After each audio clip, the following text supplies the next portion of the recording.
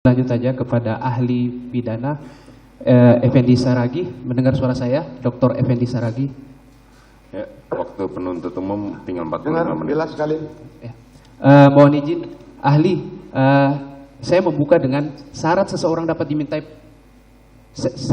dimintai pertanggungjawaban pidana dikaitkan dengan ajaran dualisme itu apa saja, ahli? Ya, terima kasih, Yang Mulia.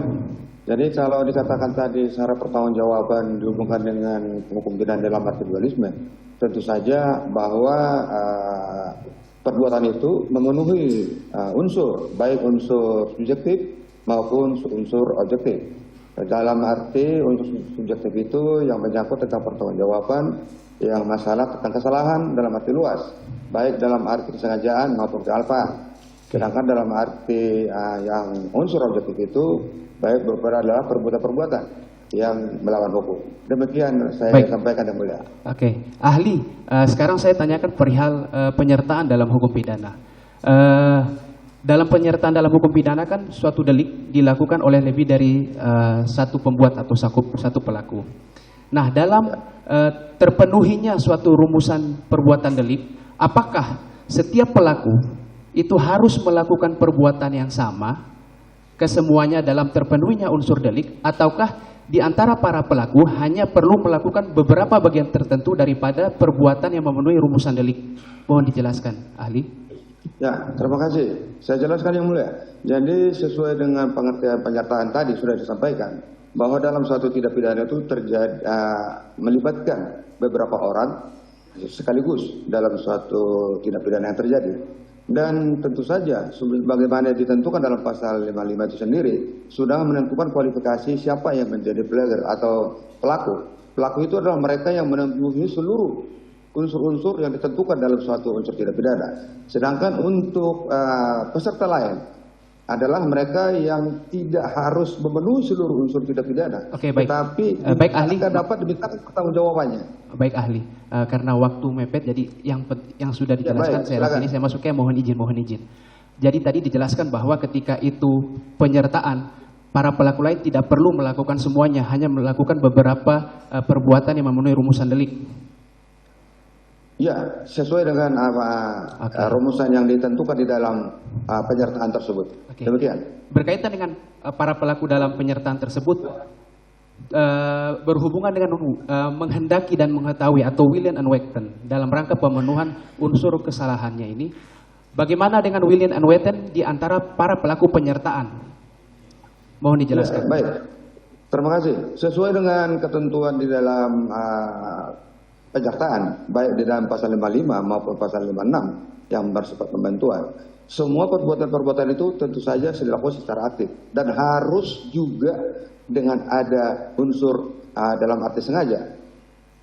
Oke. Dan memang benar dia memang menghendaki untuk ikut serta dalam perbuatan tidak pidana tersebut. Demikian. Baik, ahli, satu lagi. Apakah dalam terjadinya suatu delik dengan dikaitkan dengan adanya penyertaan dalam pasal 55, penyampaian atau pemahaman kehendak atau kesatuan kehendak di antara para pelaku itu menyaratkan sebuah waktu interval tertentu tidak dalam rangka proses penyatuan pemahaman kehendak atau kesamaan kehendak? Mohon dijelaskan. Ya, baik. Jadi sebagaimana kita tahu ada dalam hubungan penyertaan ini ada yang bersifat menyuruh atau downplay, ada yang bersifat turut serta, ada yang suka menganjurkan. Dan juga kalau hubungannya juga dengan pasal 56 ada pembantuan yang saat melakukan maupun sebelum melakukan. Maka di dalam hal untuk hubungan misalnya untuk turut serta, tidak ada waktu yang menentukan kapan mereka, apakah mereka sudah secara sadar melakukan perbuatannya sejak awal, apakah mereka saat melakukan perbuatan-perbuatan secara fisik itu, apakah ada waktu jeda atau tidak, itu bukan menjadi persoalan. Terima kasih, ahli. Ahli, satu lagi, ahli. Terhadap ahli Dr. Effendi Saragih, jawabannya sangat bagus dan jelas. Apa kedudukan asas atau postulat dalam hukum pidana? Mohon dijelaskan. Postulat atau asas dalam hukum pidana, kedudukannya seperti apa? Ya, namanya asas itu merupakan jadi dasar bagi seluruh norma-norma yang hidup di dalam suatu ketentuan-ketentuan. Oke, berarti jadi kedudukannya sebagai sumber hukum juga berada pada posisi yang paling atas.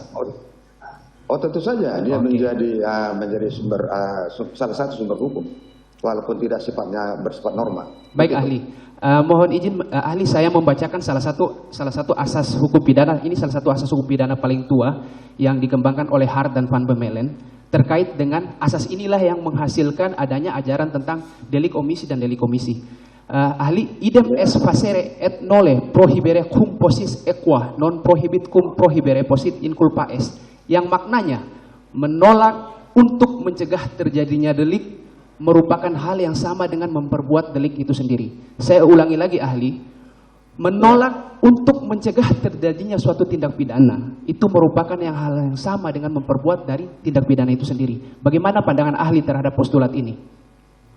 Ya, terima kasih. Ya, memang sebagaimana tadi disampaikan juga oleh Bapak sendiri, bahwa memang di dalam tindak pidana itu ada yang bersifat aktif maupun yang pasif, yang berbuat maupun tidak berbuat.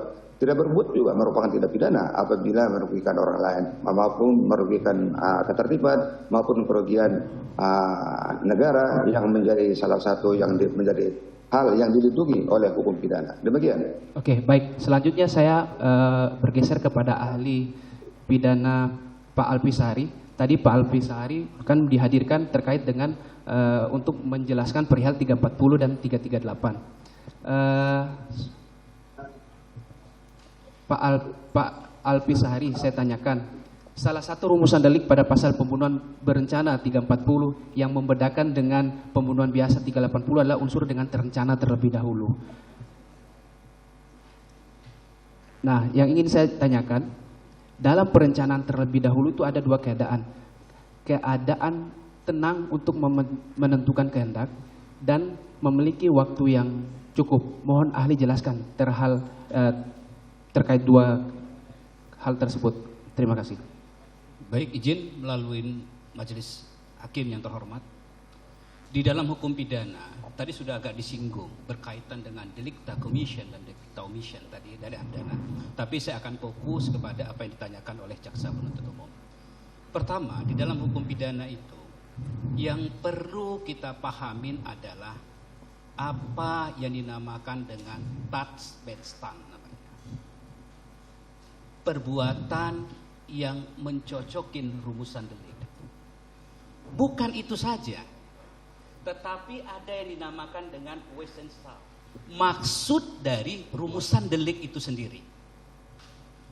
Di dalam hukum pidana, yang harus terfaktakan itu adalah Bestandeldelich. Bestandeldelich inilah apa yang dinamakan dengan perbuatan yang dapat dipidana, atau diistilahkan dengan strafbaarheid van de wet namanya, atau sering kita katakan sebagai objective onschrecklement.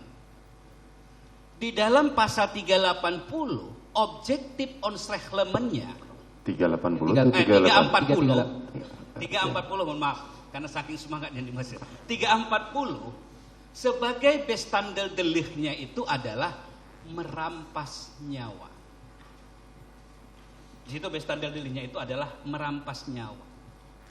Nah, kemudian di situ ada unsur berkaitan juga tadi aliran dualistis dalam hukum pidana itu, yang membedakan 338 dengan 340 itu.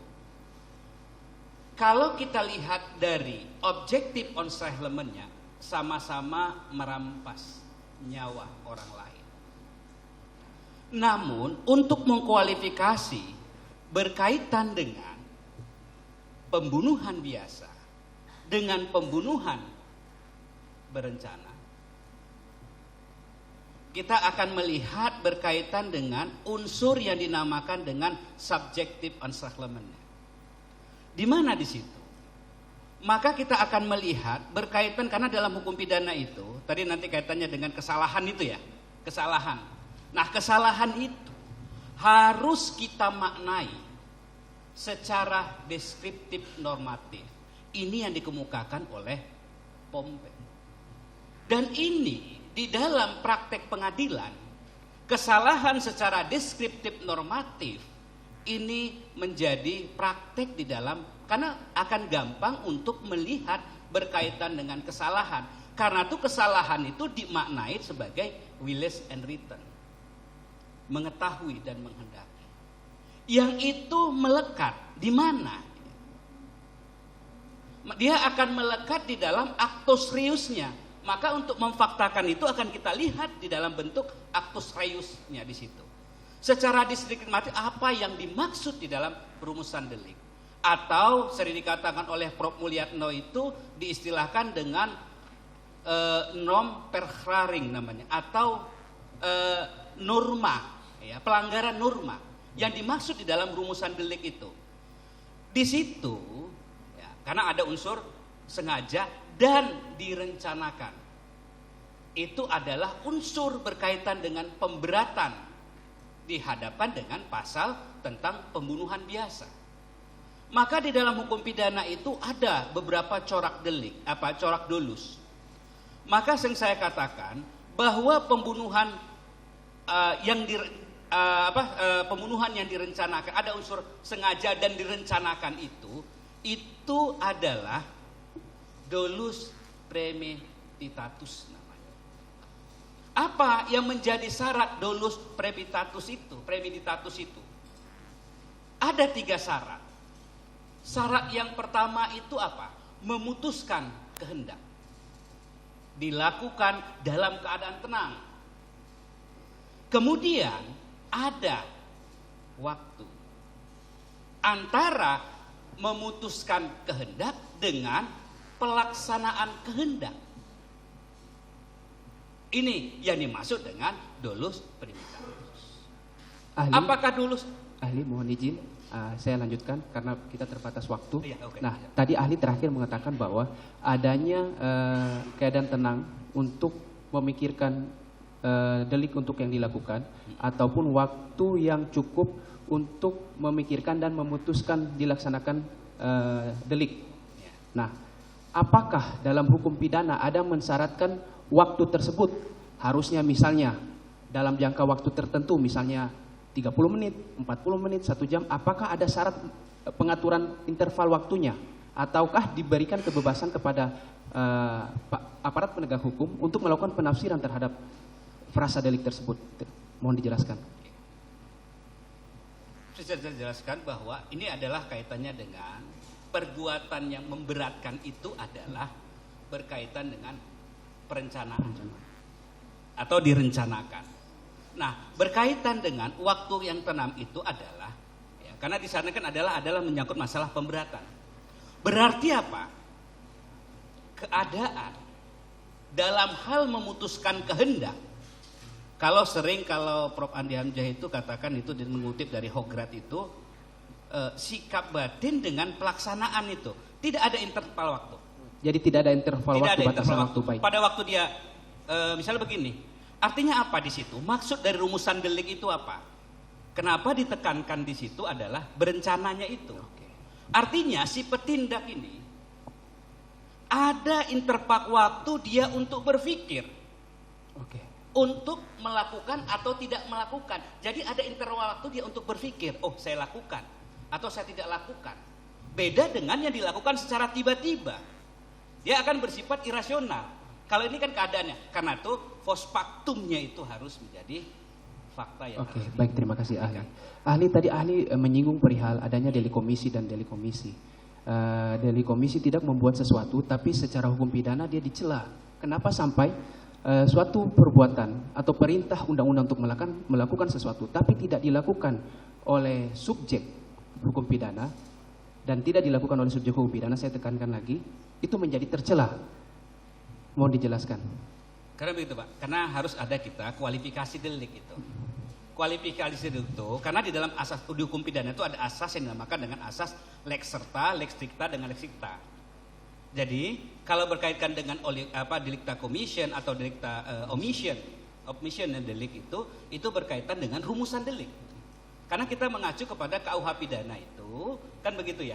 Kita kan akan mengacu kepada tadi yang saya katakan, dia harus bersifat tertulis, tidak multitafsir, penafsirannya itu harus ketat. Nah, jadi apa yang dimaksud dengan beda nanti dengan syarat berkaitan dengan penghapusan pidana, gitu Pak. Baik, Jadi, sekarang ahli, pencelaan dalam hukum pidana saya itu. menanyakan menurut ahli, dengan keahlian dan pemahaman saudara yang luar biasa ini, mengapa, bukan mengapa, tapi apakah seseorang yang sebenarnya memiliki waktu dan kesempatan yang cukup untuk mencegah terjadinya tindak pidana, namun dia tidak melakukan pencegahan terjadinya peristiwa pidana itu, menurut ahli secara hukum pidana itu patut dipidana apa tidak? Pasal 340 itu menghendakin dia adalah delicta commission, melakukan perbuatan, Oke, baik. bukan tidak melakukan perbuatan. Beda. Baik ahli. Iya. Ahli, saya terakhir untuk ahli Alpi. Waktu pemeriksaan sempat diambil keterangannya di BAP sebagai ahli oleh penyidik, benar? Benar? Apakah dalam pemberian keterangan tersebut diarahkan, dipaksa, ditekan, Tidak. membenarkan keterangan yang diberikan di BAP? Membenarkan. Oke, baik. Saya beralih terakhir kepada ahli Effendi Saragih, Pak Doktor. Mohon izin,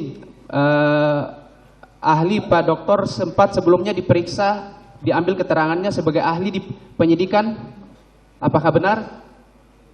Ya, pernah. Apakah keterangan tersebut diberikan secara sadar atau ada yang mengarahkan? Oh, tentu saja secara sadar dan tidak ada yang mengarahkan. Apakah membenarkan keterangan ahli yang diberikan di BAP tersebut? Ya, semua apa yang saya berikan itu dari saya sendiri. Oke, baik. Terima kasih. Untuk sementara cukup yang mulia. Masih dilanjutkan oleh mohon izin. Ya, saudara masih punya waktu 30 menit. Oke, terima kasih. 1,5. Saudara ahli Alfi.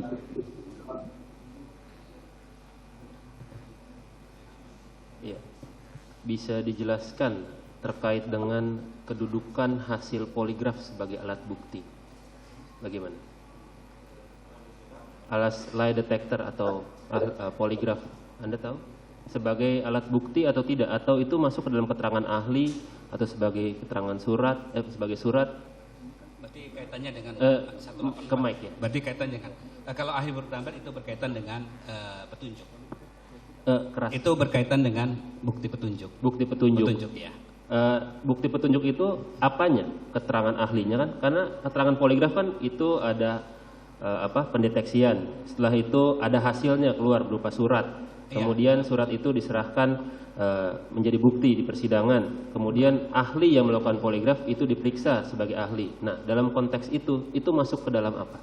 Kalau dalam konteks itu kan begitu. Kita mengacu kepada 184 itu kan dalam KUHP itu sendiri. Berkaitan dengan apa yang dimaksud dengan apa tadi ya poligraf dan lain Poligraf, sebagainya. Karena begini, di dalam pembuktian itu ada yang dinamakan dengan direct evidence. Kemudian ada yang dikatakan juga circumstantial evidence. Kan begitu ya. Nah, untuk melihat berkaitan nilai pembuktiannya itu. Karena di dalam 188 ayat 3 lah misalnya itu ya. Karena di situ kalau saya katakan itu apa? Ada misalnya bersesuaian misalnya ya. Bersesuaian berkaitan dengan nanti kan menerangkan ya. Ya poligraf itu kan menggambarkan berkaitan dengan apakah itu perbuatan misalnya kan? Keterangannya atau jujur kejadian, atau tidak? Atau keadaan. Ya. Ya, atau alternatif itu ya, apakah misalnya itu berkaitan dengan keadaan. Nah, yang bersesuaian dengan satu yang dengan yang lainnya. Kemudian setelah bersesuaian itu apalagi yang bersesuaian antara satu dan lain. Kemudian juga berkaitan dengan suatu peristiwa pidana, kan begitu? Atau siapa pelakunya? Oke. Nah, maka nanti apabila berkaitan dengan alat bukti, nah, dapat kita tarik juga menjadi apakah nanti bukti dia petunjuk atau juga menjadi bukti surat yang dikeluarkan oleh ini. Dari konteks Undang-Undang ITE, ini apakah alat poligraf itu masuk ke dalam sistem elektronik dan hasilnya itu bisa menjadi informasi elektronik yang menjadi Apa alat yang elektronik? tidak ada dalam dakwaan jangan ditanyakan. Bukan, Iya, kekuatan itu alat tidak bukti kaitan yang mulia. dengan Kekuatan Ya, alat tapi bukti kalau poligraf. dikaitkan dengan undang-undang elektronik, ITE tidak ada itunya. Oh, baik. Karena terdakwa hanya didakwa 340 dan 338. Ada untuk terdakwa Ferdi Sambo, oke. ada yang mulia. Silakan. Untuk itu ya. Tapi izin yang mulia, ahli ini ahli pidana yang mulia. Bukan Ya, ini ahli pidana. ahli pidana apakah tidak mempelajari juga tentang undang-undang informasi dan itu transaksi elektronik? berkembangan dengan berkaitan dengan ITE. Tapi Masih bisa dijawab atau tidak? saya rasa tidak tepat. Tidak tepat, baik. Oke, saya ganti saja. Untuk Dr. Effendi Saragi, apakah dengan pertanyaan yang sama Anda mempunyai kompetensi untuk menjawab itu? Iya, tolong diulang pertanyaannya. Terkait dengan kedudukan poligraf ditinjau dari Undang-Undang ITE, apakah masuk ke dalam alat bukti elektronik? Dari undang-undang ITE? Iya. Ya, baik. Namanya poligraf itu kan hasil ya dari suatu alat yang diperoleh melalui suatu kegiatan-kegiatan tertentu. Apakah itu termasuk dalam arti alat bukti yang dimaksud sebagai dalam ITE berupa informasi elektronik atau dokumen elektronik? Sehingga karena kalau melihat hasil itu adalah merupakan produk atau yang dikeluarkan oleh sistem elektronik, maka poligraf itu adalah termasuk dokumen elektronik. Demikian. Oke. Dan dokumen elektronik merupakan salah satu alat bukti sebagaimana itu tentukan di dalam pasal 5 Undang-Undang ITE nomor 19 tahun 2016 tentang perubahan Undang-Undang ITE nomor 11 2008. Demikian. Baik. Mungkin Sebentar. Apa yang mau disampaikan?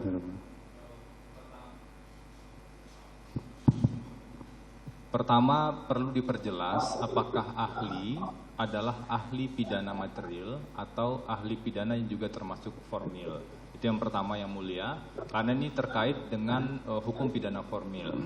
Yang kedua, kami hanya ingin tegaskan keterangan tentang kekuatan alat bukti di Undang-Undang ITE itu tidak berlaku untuk klien kami, Bu Putri, karena ya, nanti didakwa sebentar, ITE. penasihat hukum. Keberatan kedua akan saya tolak, dan yang pertama ini mau formil atau material ahli yang saudara hadirkan. Kalau formil silakan tanyakan pidana, karena kebanyakan terdakwa yang di sini didakwa dengan 340 dan 338 kecuali terdakwa Ferdi Sambo. Siap. Jadi silahkan langsung aja yang baik, saya pertanyaan yang lain yang mulia. Terkait dengan tadi ke Pak Alfi lagi ya. Tadi Anda menjelaskan delik omisi, tapi ada satu delik lagi, delik komisionis per omissionen komissa atau delik yang berupa pelanggaran larangan. Itu bisa jelaskan? Pelanggaran dengan karena kualifikasi delik ya Pak ya. Iya. Jadi ada delik delikta omission dengan delikta commission. Delikta omission itu adalah tidak melakukan yang seharusnya dia lakukan. Nah, Kan begitu. pakai mic. Tidak melakukan yang seharusnya dia lakukan. Nah, kemudian ada delikta delikta commission, melakukan suatu perbuatan yang perbuatan itu dilarang oleh rumusan delik hukum pidana itu sendiri. Kalau delikta per commissionis itu ini adalah kan begitu ya. Tadi yang digambarkan oleh jaksa penuntut umum berkaitan dengan adanya suatu pelanggaran kan begitu. Ada suatu keharusan untuk berbuat tapi tidak keharusan berbuat. untuk melakukan suatu perbuatan itu. Oke. Saya ingin bertanya terkait dengan kapan seseorang dari hukum pidana, kapan seseorang itu disematkan status sebagai korban. Apakah harus melalui proses pidana dulu, atau sebelum adanya proses pidana, atau sudah ada proses pidana tapi dihentikan, itu bisa dikatakan sebagai korban? Kalau saya melihat berkaitan dengan yang pertama ini ya, apa yang dinamakan dengan tentunya kan berkaitan dengan saksi nih. Iya. Baik kan gitu ya. Nah, saksi itu apa yang melihat, termasuk dia jadi adalah sebagai saksi korban berkaitan dengan adanya suatu peristiwa terhadap yang diderita oleh korban itu sendiri. Nah, untuk dalam konteks hukum pidana, Ya. statusnya dia sebagai saksi atau dalam hal ini saksi korban, itu setelah ada laporan, baru itu ada konteks-konteks status sebagai saksi, ada terlapor, pelapor, tersangka, atau sebelum adanya laporan, itu sudah bisa dikatakan sebagai korban, misalkan, dan mendapatkan hak-haknya sebagai korban. Dalam konteks hukum pidana. Kalau dalam konteks hukum pidana, karena begini, saya melihat dari ketentuan yang ada di dalam ketentuan hukum KUHP kita, Iya. kan begitu ya. Kemudian berkembang misalnya sekarang berkaitan dengan definisi korban dan lain sebagainya di dalam Undang-Undang Perlindungan Saksi dan Korban, kan begitu ya. Iya. Nah, dalam konteks hukum pidana, kalau saya melihat berkaitan dengan apa yang ada dalam ketentuan KUHP pidana kita, kalau KUHP saya mengacu kepada apa yang dinamakan dengan saksi, kan begitu ya. Kemudian juga ada proses dari keterangan saksi, kan begitu ya. Saksi itu ada yang sebagai korban langsung dari suatu peristiwa itu. Maksud saya, seseorang disematkan status sebagai saksi itu setelah laporan atau sebelum laporan sudah bisa dalam hukum Setelah laporan. setelah laporan kan, termasuk saksi korban. Iya, iya. Katakanlah sekarang sudah di SP3, apakah status dia masih sebagai saksi, sebagai tersangka, atau sudah nol lagi? Tidak ada. Kalau saya tidak ada lagi. Tidak ada lagi? Tidak ada Oke. lagi.